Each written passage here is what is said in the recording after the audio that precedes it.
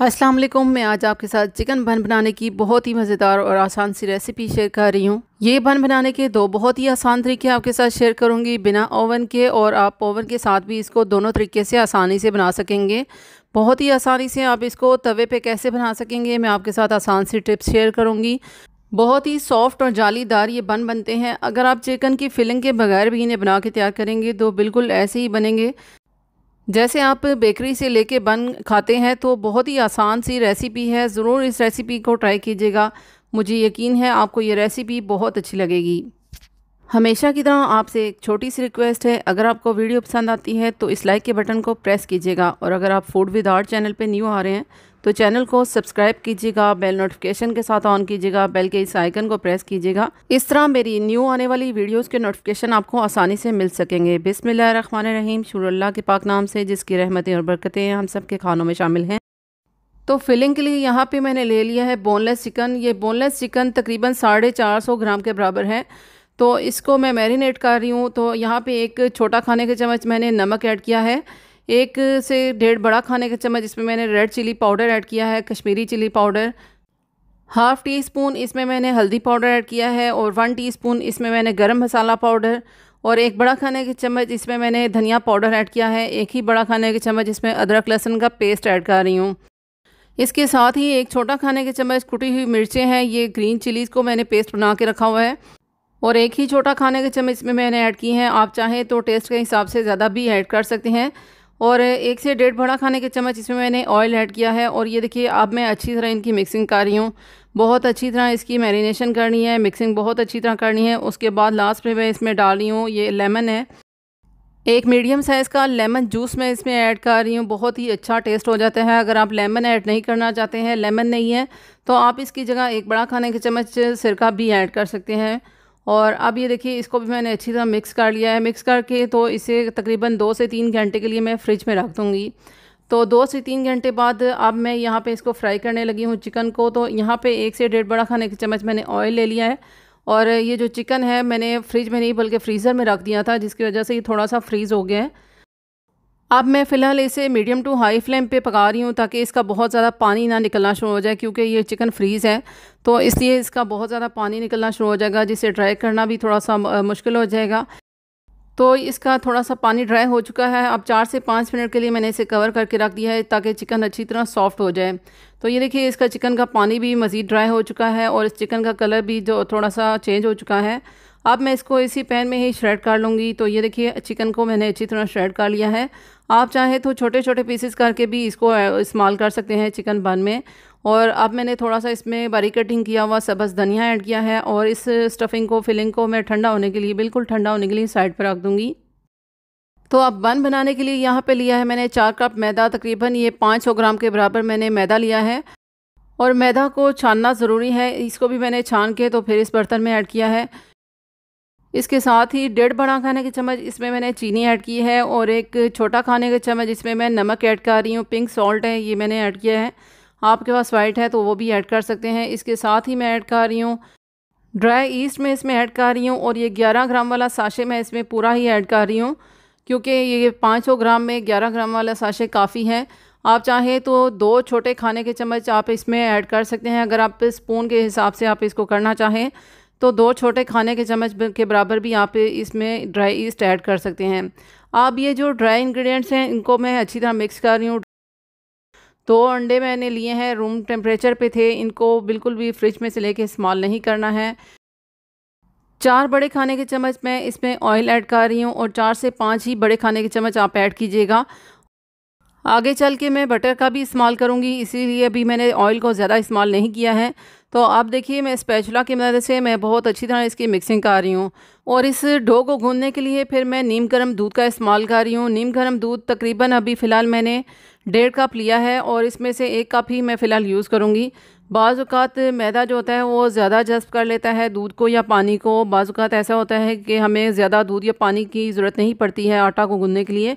तो यहाँ पे फ़िलहाल थोड़ा थोड़ा करके मैं इसमें दूध डाल रही हूँ, और जितनी भी डो मैं ये गूंद रही हूँ सारी मैं नीम गर्म दूध के साथ ही गूंदूँगी। तो ये देखिए एक अच्छी सी सॉफ्ट सी डो गूंदी है। बिल्कुल भी आटा जो है वो हार्ड नहीं होना चाहिए, सख्त नहीं होना चाहिए। इसके बाद मैं सॉफ्ट बटर ले रही हूँ, अनसॉल्टेड बटर है और इसको मैंने फ्रिज में से निकाल के रख दिया था और ये देखिए अच्छी तरह ये सॉफ्ट हो चुका है। तकरीबन 3 बड़े खाने के चम्मच जितना मैंने ये बटर लिया है। आप चाहें तो सिर्फ ऑयल भी इसकी जगह इस्तेमाल कर सकते हैं। तो ये देखिए अच्छी तरह मैं इसको इसके साथ गूंद रही हूँ, मिक्स कर रही हूँ। बटर डालने से आप थोड़ा ही अगर बटर इसमें ऐड करेंगे ना तो तब भी ये बन बहुत ही ज़्यादा सॉफ्ट बनेंगे, जालीदार बनेंगे। तो बिल्कुल ऐसे ही बनेंगे जैसे आप बेकरी से लेके खाते हैं।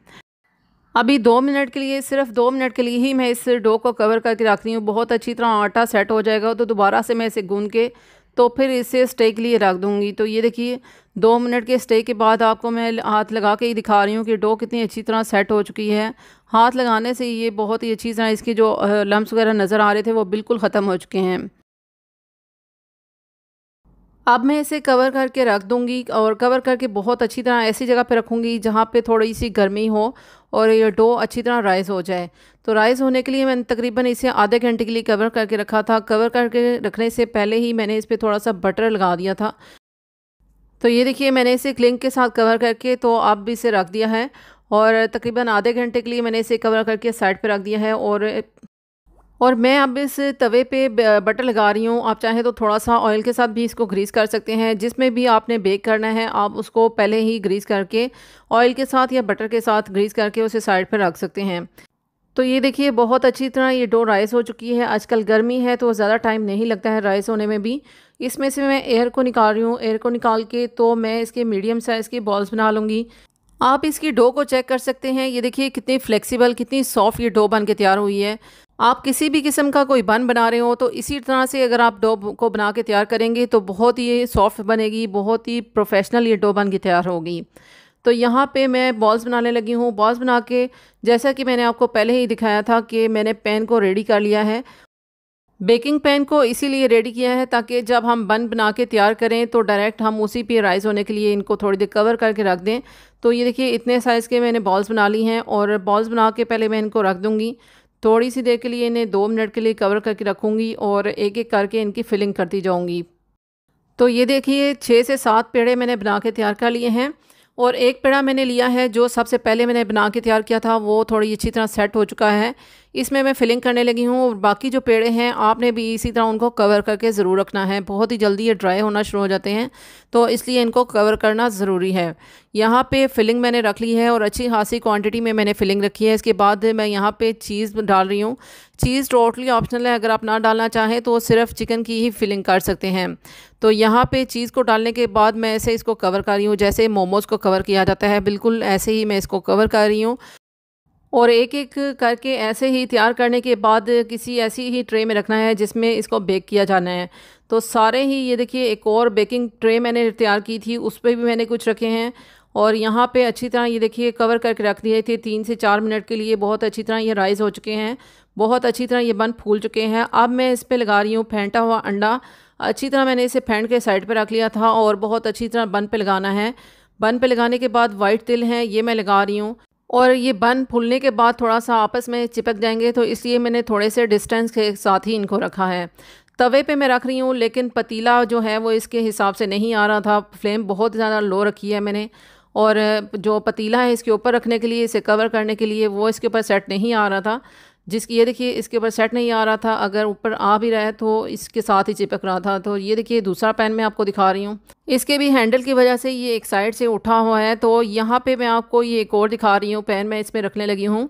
ये केक वाला पैन है जिसको मैंने उसके ऊपर उल्टा करके रख दिया है। इस तरह ये आराम से फूल भी जाएगा और इसमें अच्छी तरह बेक भी हो जाएगा। ये जो बन हमने तवे पे रखा है 5 मिनट में अच्छी तरह बेक हो जाएगा। बाकी जो बन है वो मैंने बेकिंग ट्रे में रखे हैं ओवन में बेक होने के लिए। अगर आप इनको ऐसे ही बेक करना चाहते हैं तो एक-एक करके तो सारे ही बन ऐसे तैयार कर सकते हैं। जो बेकिंग ट्रे में मैंने रखे हैं बेक होने के लिए उन्हें मैंने 170 डिग्री पे रखा है, प्री हीटेड ओवन में रखा है।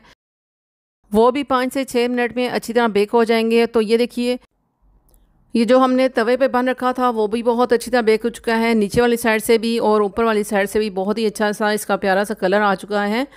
तो अब ये जो बेक हुआ तवे वाला बन है वो मैं आपको दिखा रही हूँ कि ये देखिए परफेक्टली बेक हुआ है।